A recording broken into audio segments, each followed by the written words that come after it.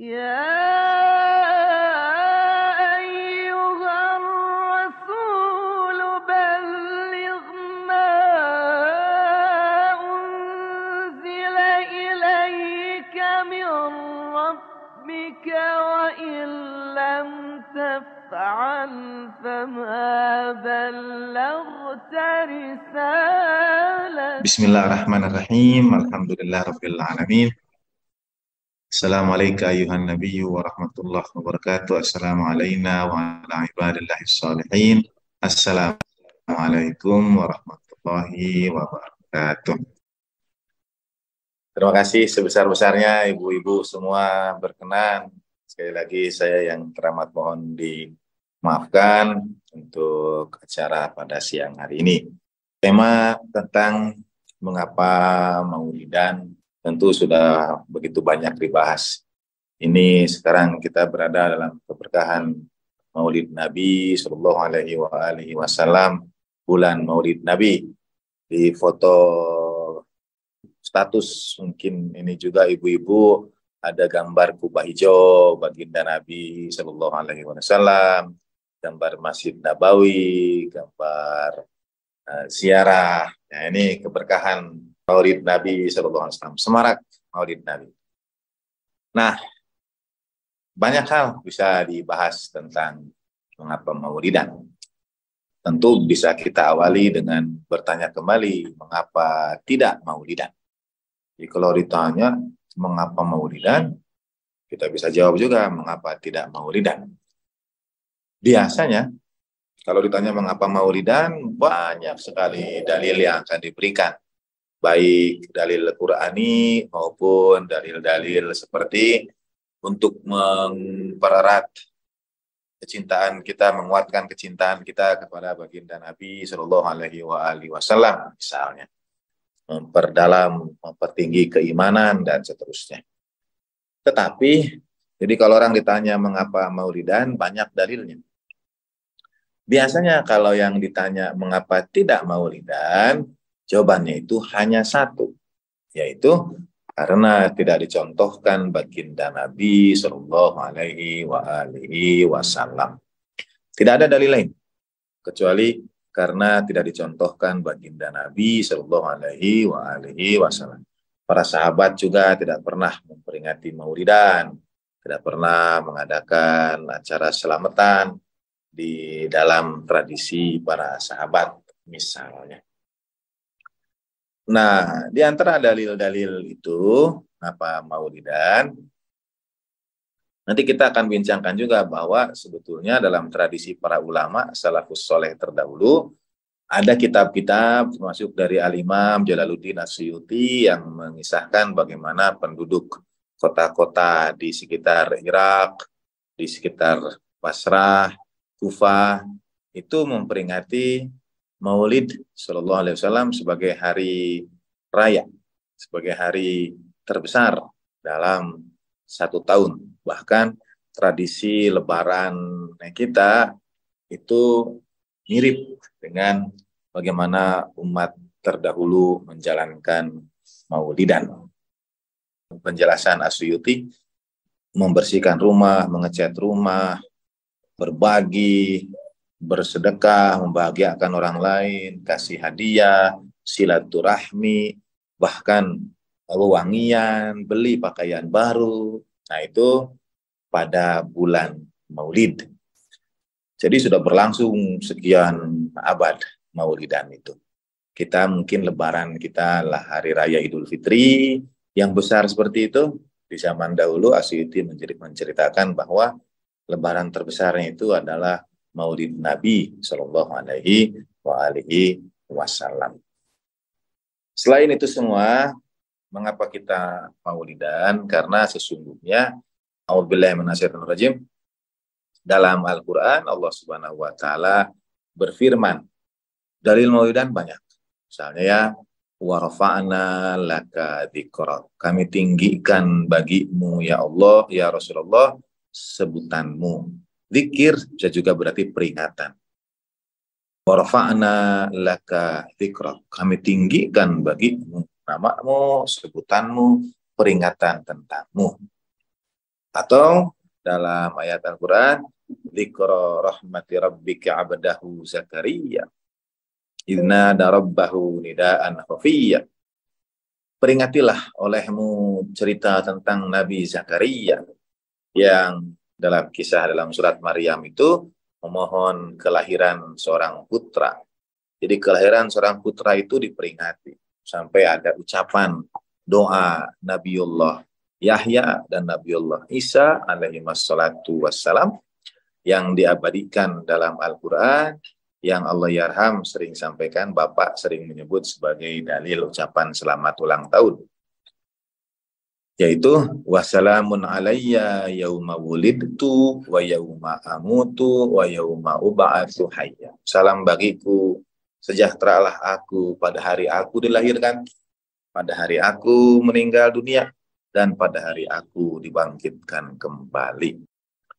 Nabi Yahya dan Nabi Isa mengucapkan kalimat itu dengan dua perbedaan redaksi. Yang satu salamun alayya, salam bagiku. Yang lain dalam Al-Quran salamun alaihi, salam baginya.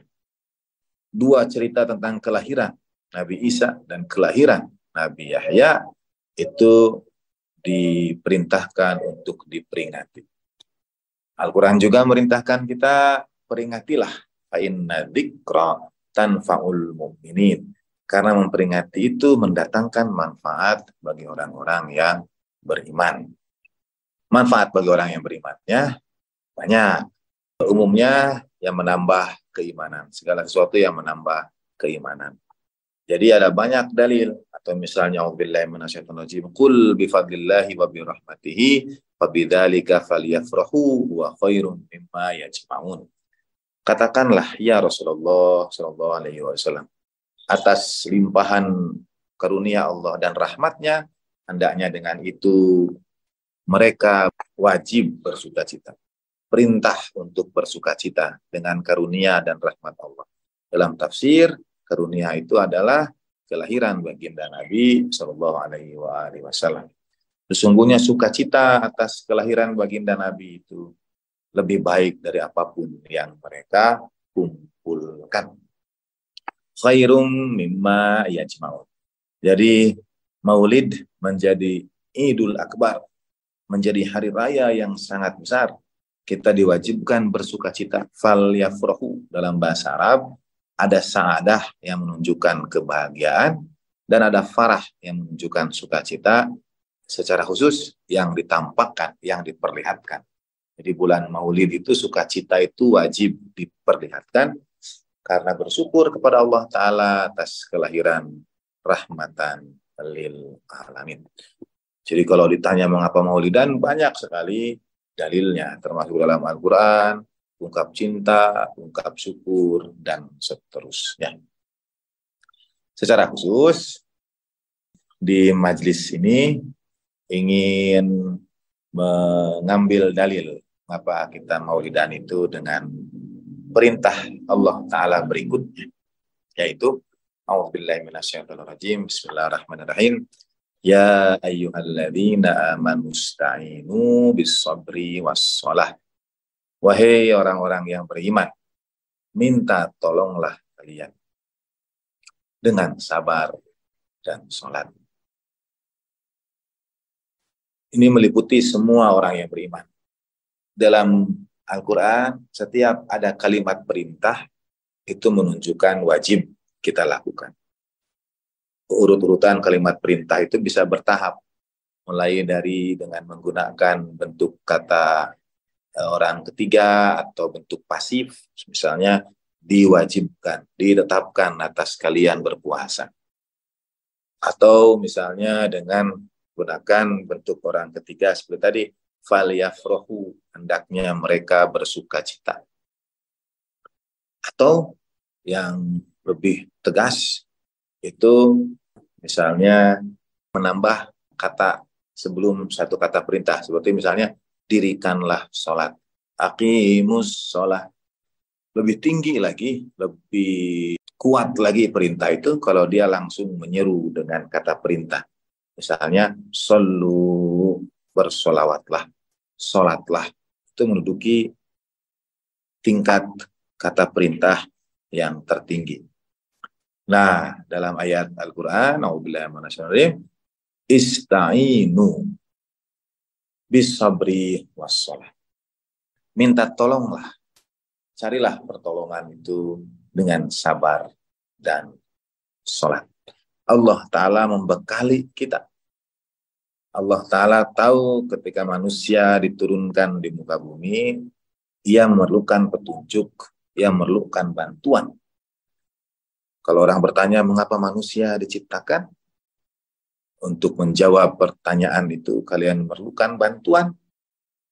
Minta tolonglah dengan sabar dan sholat. Ista'inu bis-sabri was-shalah. Misalnya kalau dilihat dari bagaimana kata perintah itu disampaikan, Allahyarham Bapak itu, kita semua ingat bagaimana beliau menyampaikan bahwa setiap perintah itu ada syarat yang berlaku. Misalnya sholat hanya wajib pada waktu-waktu tertentu. Alal mu'minina kitaban mauquta. Sholat itu wajib pada waktu-waktu tertentu. Sekarang belum wajib sholat maghrib, belum wajib sholat isya. Puasa juga hanya wajib pada saat-saat tertentu, yaitu bulan suci Ramadan. Ada yang puasa hari Senin ini puasa sunnah, bukan wajib. Kecuali puasa qadha, mungkin wajib. Tetapi yang wajib hanya bulan suci Ramadan misalnya. Yang lainnya sunnah. Zakat hanya dan baru wajib kalau sudah mencapai haul dan nisab tertentu. Haji baru wajib kalau sudah masuk ke bulan-bulan haji. Jadi setiap perintah itu punya waktunya dalam Al-Quran. Tetapi perintah ista'inu, minta tolonglah kalian, itu tidak mengenal waktu. Tidak disebutkan kapan kita minta tolong dengan sabar dan sholat itu, bagaimana, dalam situasi seperti apa, dan sebagainya. Ista'inu bis-sabri was-shalah. Minta tolonglah dengan sabar dan sholat. Ada lanjutannya. Wa innaha lakabiratun illa 'alal khashiyin. Sesungguhnya yang demikian itu adalah berat kecuali bagi orang-orang yang khusyuk. Minta tolongnya ada dua, dengan sabar dan sholat. Tetapi yang disebut beratnya cuma satu. Wa innaha lakabiratun illa 'alal khashiyin. Saya alhamdulillah bulan Maulid ini alaf berkah, ada majlis-majlis maulidan di berbagai tempat. 2-3 tempat diantaranya saya tanya pada jamaah, terutama di majelis yang ibu-ibu lebih responsif menjawab dibandingkan majelis yang bapak-bapak. Juga kalau di room chat, ibu-ibu berkenan, ibu dan bapak berkenan menuliskan di room chat. Kalau saya tanya, wa innaha lakabiratun illa 'alal khashiyin. Karena Allah Ta'ala menyebutkan yang demikian ini berat kecuali bagi orang-orang yang khusyuk. Nah, yang berat ini yang mana? Yang lebih berat ini yang mana? Sholat atau sabar? Mana lebih berat? Sholat atau sabar? Ibu-ibu boleh tuliskan di room chat mana yang lebih berat, sholat atau sabar. Kata Ibu Fenti, sabar lebih berat. Allahumma shalli ala sayyidina Muhammad wa ali sayyidina Muhammad. Nah, jawaban Bu Fenti itu mewakili hampir setiap, terutama jamaah ibu-ibu yang saya dapat kesempatan alaf berkah majlis maulidan. Sabar itu lebih berat. Sabar lebih berat. Sabar lebih berat daripada sholat. Oh, luar biasa. Karena Al-Quran itu dan bahasa Arab membedakan ada bentuk feminin dan bentuk maskulin. Kalau maskulin itu ujungnya hu. Misalnya, inna anzalna hu fi lailatul qadar. Kalau yang feminin, yang mu'annas, yang perempuan itu ha. Misalnya, Wa innaha lakabiratun illa 'alal khashiin. Ha. Jadi ha itu merujuk kepada yang feminin.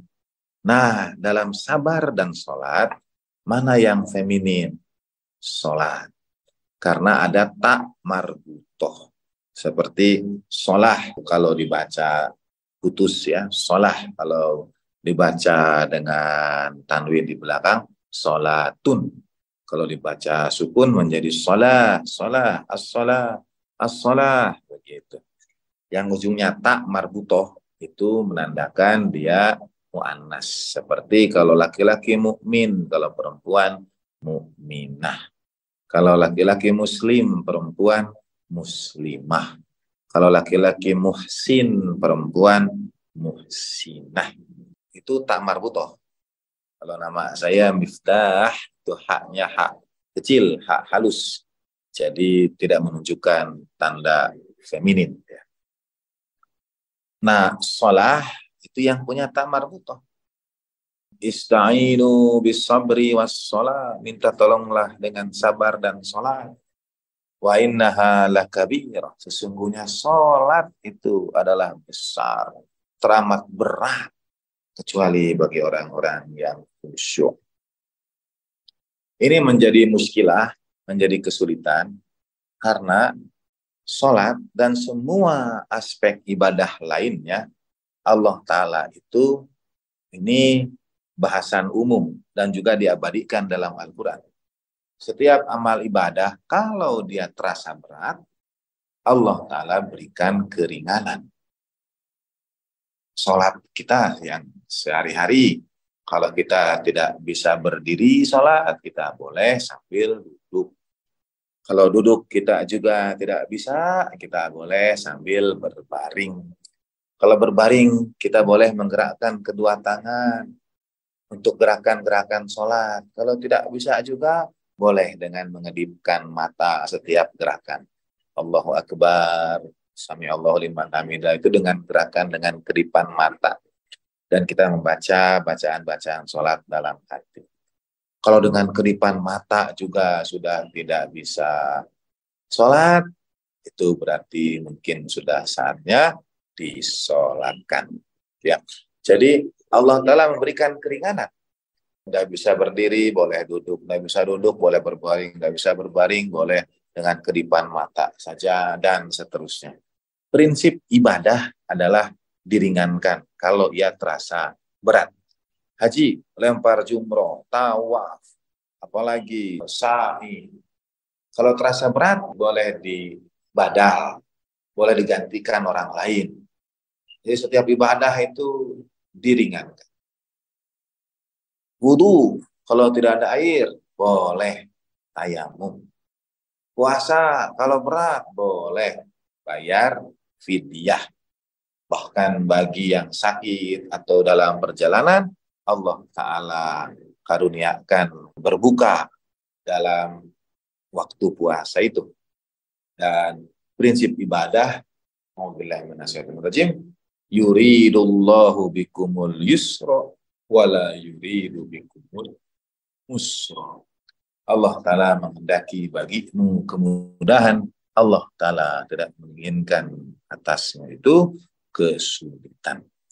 Jadi ibadah semuanya prinsipnya itu diringankan oleh Allah Subhanahu wa Ta'ala. Diringankan. Perempuan-perempuan, misalnya dalam riwayat Imam Ja'far alaihissalam, rufi'a minan nisa, diangkat dari perempuan itu. Mencium Hajar Aswad, karena pasti berdesak-desakan. Termasuk juga masuk ke dalam Hijar Ismail, sekali lagi karena pasti berdesak-desak. Dan berbagai hal lainnya, itu prinsip dalam ibadah adalah kalau sulit, kalau tidak bisa, kalau berat, boleh dengan cara-cara lain yang lebih ringan. Jadi semuanya diringankan Allah Subhanahu wa Ta'ala untuk ibadah. Tapi mengapa dalam ayat ini ista'inu bis sabri was sholah, minta tolonglah dengan sabar dan sholat. Lanjutan ayatnya, wa innaha lakabirah, sesungguhnya sholat itu berat. kecuali bagi orang-orang yang khusyuk. Kata Imam Ja'far As-Shadiq alaihissalatu wassalam, sholat yang dimaksud di situ adalah sholawat kepada baginda Nabi Shallallahu Alaihi Wasallam. Itu yang berat. Karena memang dalam Islam setiap amal ibadah yang dilakukan itu terkandung maknanya dalam nama yang disematkan. Doa disebut doa karena doa artinya menyeru. Ada seseorang yang menyeru, yang mengajak, yang mengundang. Jadi doa disebut doa karena di dalamnya ada seruan, ada ajakan, ada permohonan, ada undangan. Lalu zakat disebut zakat karena ia bertujuan untuk mensucikan. Zakat artinya pensucian. Lalu saum, puasa itu disebut saum karena saum dalam bahasa Arab artinya menahan diri, menjaga. Nah, haji disebut haji karena ia sebuah pergerakan menuju. Faman hajjal baita, barang siapa yang menuju Baitullah. Jadi haji itu disebut dengan haji, menuju. Jadi setiap ibadah punya kandungan makna mengapa disebut dengan nama itu. Sekarang, mengapa sholat disebut sholat? Sholat kita yang 5, mengapa dia disebut sholat? Rahasianya karena kandungan makna itu. Sholat itu kalau 1, kalau 2, sholatani. Kalau banyak, itu disebut sholawat. Jadi, sholat disebut sholat karena di dalamnya ada sholawat. Dalam sholat kita itu ada rangkaian ibadah lainnya. Kita akan membaca takbir, Allahu Akbar. Tapi sholat tidak disebut takbiran. Kita akan membaca Subhana rabbiyal a'la wa bihamdih, Subhana rabbiyal azim wa bihamdih. Tapi sholat tidak disebut tasbihan. Sholat tidak disebut tahmidan. Sholat tidak disebut puja-pujian, tasyahudan, tahiyatan. Yang semuanya ada dalam ibadah sholat itu. Sholat disebut sholat karena ada sholawatan. Sholat disebut sholat karena ada sholawatnya pada baginda Nabi Sallallahu Alaihi Wasallam. Kata Imam Syafi'i rahimahullah, ya ahla baitin Nabi hubbukumu fardun minallahi anzalahu kafa fadlukum bi annakum man lam yusalli alaikum la salata lahu. Wahai keluarga Nabi, kecintaan kepadamu adalah kewajiban yang Allah Ta'ala turunkan dalam kitabnya. Cukuplah kemuliaanmu itu barang siapa yang tidak bersolawat kepadamu. La salata lahu. Tidak sah solat. Menurut Imam Syafi'i, kalau kita solat tanpa solawat, itu tidak disebut dengan solat. Solat jadi solat karena ada sholawat kepada baginda Nabi dan keluarganya yang suci, alaihim afdhalut tahiyyati wa taslim. Sehingga dalam mazhab Ahlul Bait alaihi wassalam sangat dianjurkan bahwa setiap gerakan selain disertai dengan takbir juga diantarkan dengan selawat pada baginda Nabi Sallallahu Alaihi Wasallam. Karena sholat disebut sholat karena ada sholawat. Misalnya, Subhana rabbiyal a'la wa bihamdih, Subhana rabbiyal a'la wa bihamdih, Subhana rabbiyal a'la wa bihamdih, Allahumma salli ala sayyidina Muhammad wa ali sayyidina Muhammad, Allahu Akbar. Setiap gerakan itu ada sholawat. Itu doa, karena esensi inti dari sholat adalah sholawat. Dan sholawat inilah yang berat.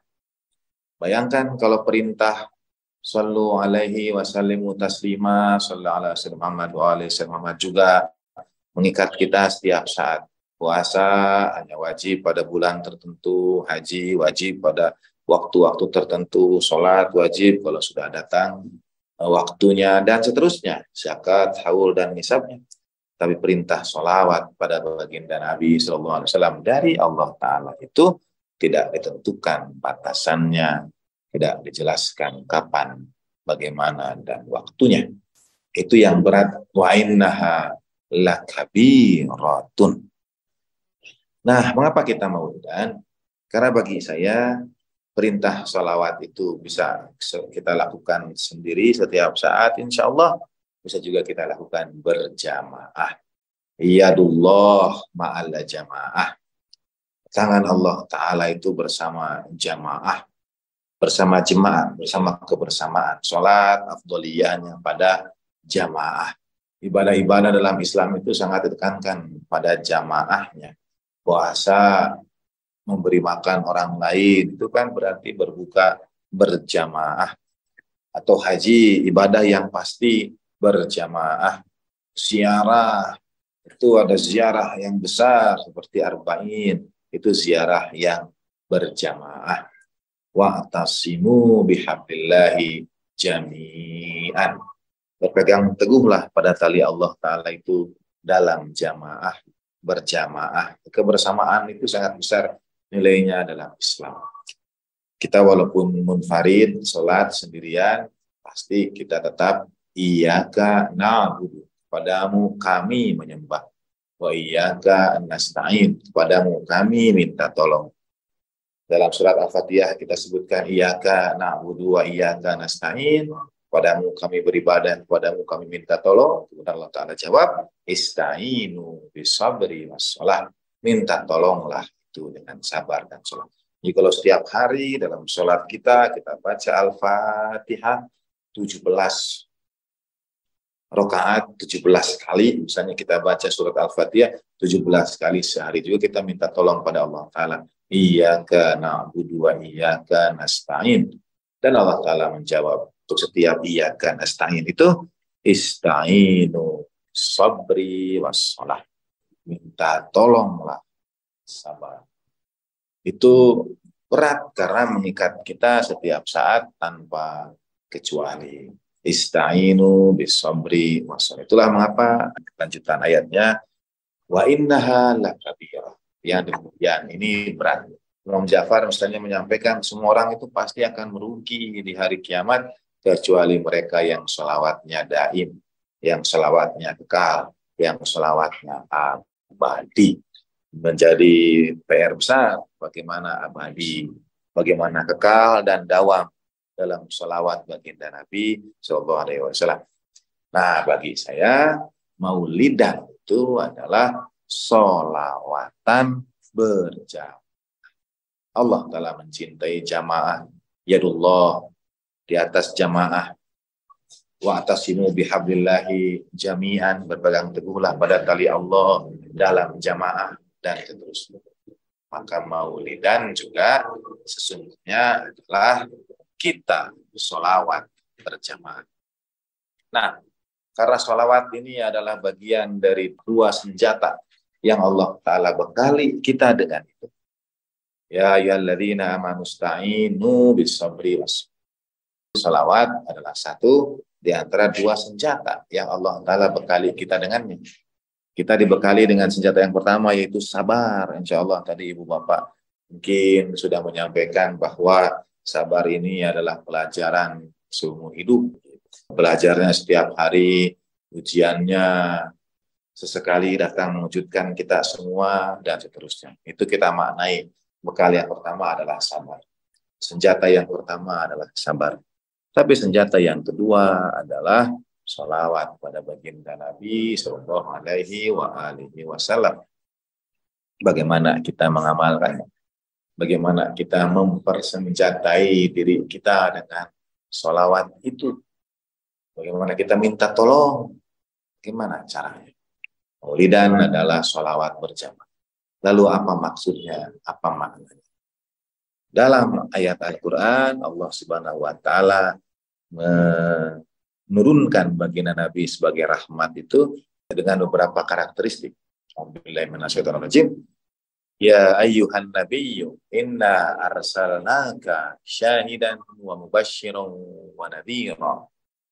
Wahai Rasulullah, ya ayyuhan nabi sallallahu alaihi wasallam, sesungguhnya kami mengutus engkau untuk menjadi saksi, untuk menjadi pembawa kabar gembira, mubasysyiran wa nadhira, dan pembawa peringatan. Wada'iyan ilallahi bi'idnih, yang menyeru kepada Allah Ta'ala dengan izinnya, wada'iyan ilallahi bi'idhnih wasirajan munira, dan cahaya teramat terang yang menerangi. Itu karunia Allah Ta'ala. Dengan hadirnya baginda Nabi, antara lain menjadi pembawa mubasyirah. Tapi dalam lanjutan ayatnya, itu semua yang 5 tadi, syahidan wa mubasyiran wa nadhira wa da'iyan ilallahi bi'idnihi wa sirajan munira, itu semua untuk semua makhluk. Tetapi kemudian ada kalimat khusus ayat setelahnya, yaitu wa basyiril mu'minina bi anna lahum minallahi fadlan kabir, dan kabarkan kabar gembira kepada orang-orang yang beriman bahwa bagi mereka dari Allah Subhanahu wa taala fadlan kabira, karunia teramat besarnya. Bagaimana maulidan itu dan mengapa kita maulidan? Maulidan itu sholawat berjamaah, sholawatan berjamaah. Dan sholawatan ini menjadi satu di antara 2 cara Allah Ta'ala bekali kita manusia untuk minta pertolongan darinya. Sekali lagi, setiap saat kita berdoa, iyyaka na'budu wa iyyaka nasta'in, dan Allah Ta'ala menjawab, ista'inu bisabri wassalah. Kalau mau minta tolong pada Allah Ta'ala itu ya dengan sabar dan sholawat.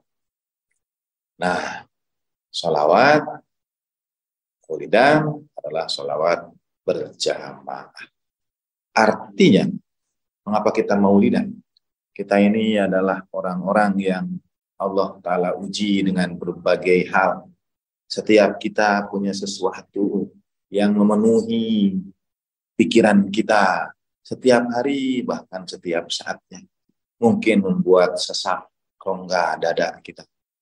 Ada nama, ada peristiwa, ada kejadian, ada ingatan, ada kenangan yang selalu kita sampaikan dalam doa-doa kita. Ada orang-orang yang urusannya menjadi tanggung jawab kita. Kita orang tua khawatir akan anak-anak kita, menitipkannya kepada Allah Subhanahu wa taala, mendoakan kebahagiaan, kesuksesan, keberhasilan, keberkahan hidup mereka. Semua yang jadi kesulitan, semua yang mengisi pikiran kita. Pada saat yang sama, semua itu kita sampaikan ke hadirat Allah Ta'ala, ya Allah, kami minta tolong kepadamu untuk semua itu. Tolonglah kami pada agama kami. Tolonglah kami pada diri kami. Tolonglah kami pada keluarga kami. Tolonglah kami pada anak-anak kami. Tolonglah kami pada pekerjaan kami, pada karir kami, pada usaha kami, dan seterusnya. Allah Ta'ala menjawab, ista'inu bisabri wassalah. Minta tolonglah dengan sabar dan sholat. Betul bahwa kita itu maulidan sallallahu alaihi wasallam untuk menambah keimanan, mempererat, memperkuat kecintaan baginda Nabi sallallahu alaihi wasallam dalam diri kita.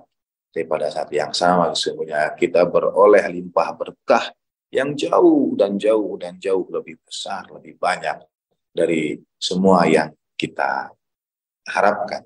Khairum mimma yajma'un, bahkan lebih baik dari semua yang kita kumpulkan. Mengapa? Karena maulidan yang adalah sholawat berjamaah itu adalah satu di antara 2 senjata yang Allah Ta'ala titipkan kita untuk minta tolong dengannya. Jadi majelis maulid adalah majelis penuh berkah ketika bersama sholawatan itu kita hantarkan doa-doa kita, keinginan kita, masalah-masalah dalam hidup kita, semua yang mengisi pikiran, memenuhi dada kita. Kita ingin mengadu, kita ingin curhat, kita ingin menyampaikan seluruhnya dengan tetesan air mata kita yang mengalir saat sholawat dibacakan, saat maulidan. Itu adalah bagian dari ista'inu bis-sholah. Bagian dari minta tolong dengan sholat dan sholawat. Jadi bermaulidanlah, karena sesungguhnya itu adalah saat doa kita mustajabah, saat ketika Allah Ta'ala bekali kita dengan satu dari 2 senjata. Dan saya Berterima kasih pada setiap majelis maulidan di berbagai tempat dengan penuh keberkahan. Ibu dan Bapak tahu cerita ibu pengumpul daun dari Madura yang diceritakan Allah Yarham dalam buku Rindu Rasul. Ibu Bapak juga tahu cerita Mas Darwan, sahabat Allah Yarham, yang pada akhir hayatnya menyampaikan sekarang bulan Maulid, jangan lupa buat selamatan untuk Kanjeng Nabi Sallallahu Alaihi Wasallam. Dan saya menganjurkan selain majelis Maulid di berbagai tempat, di masjid, di majelis pengajian, di sekolah, di madrasah, di pesantren, dengan bakti sosial, sebagaimana yang disampaikan juga oleh Asyuyuti, kegiatan-kegiatan berbagi, berderma, bersedekah banyak di bulan Maulid itu.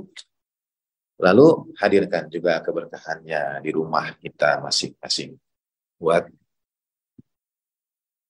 syukuran sederhana bersama anggota keluarga, mungkin makan bersama.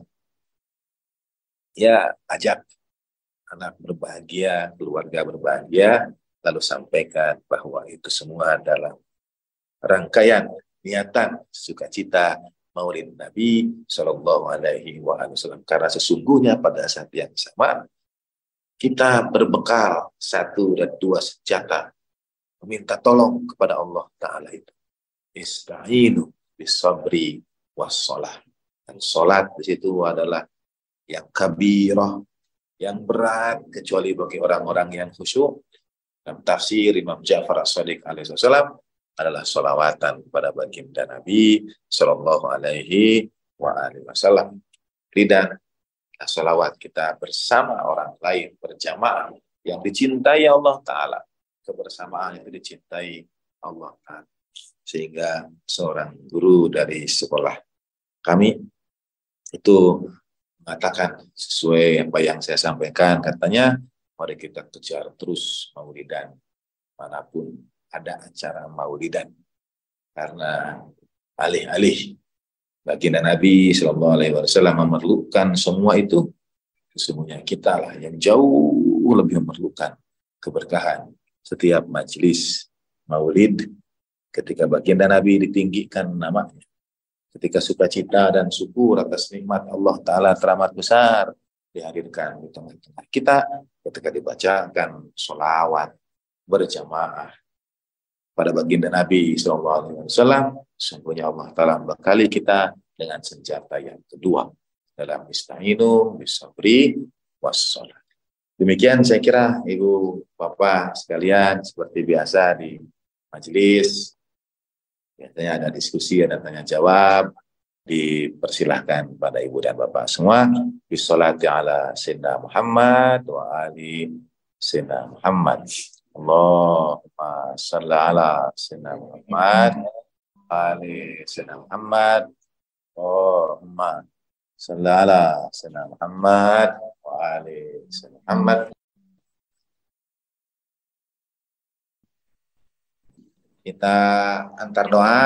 Jadi saya titip, mudah-mudahan kita dapat alat berkah majelis maulidan, berkah Nabi Sallallahu Alaihi Wasallam. Kita hadirkan juga kesemarakannya, kemeriahannya di sekitar kita, tetangga kita, di rumah kita, saudara-saudara kita dan sebagainya. Dan kita antarkan keberkahan pahalanya pada almarhumin di antara kita, guru-guru kita yang mengajarkan kepada kita kecintaan pada baginda Nabi Sallallahu Alaihi Wasallam dan keluarganya yang suci.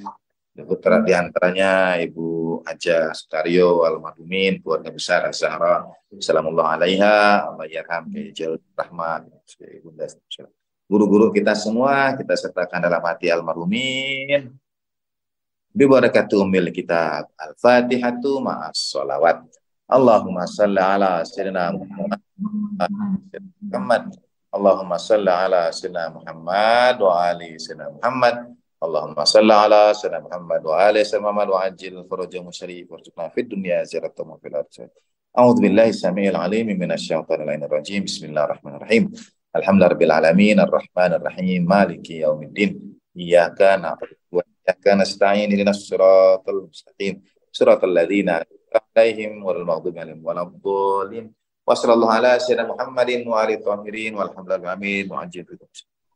Walakum minkum wa ma taufiqi illa billah alaihi tawakkaltu wa ilaihi unib. Wassalamualaikum warahmatullahi wabarakatuh.